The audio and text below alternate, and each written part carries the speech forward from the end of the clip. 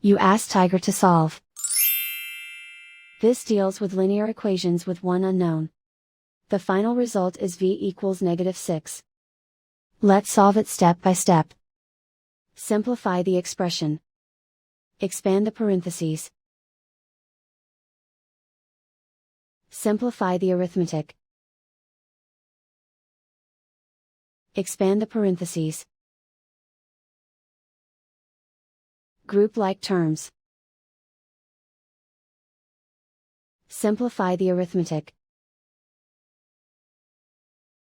Group all constants on the right side of the equation. Subtract 47 from both sides. Simplify the arithmetic.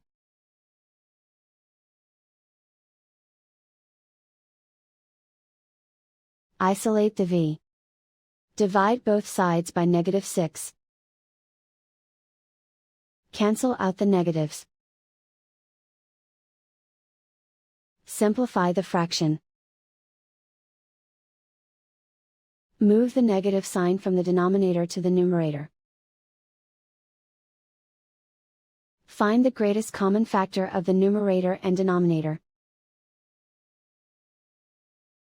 Factor out and cancel the greatest common factor. And so the final result is v equals -6.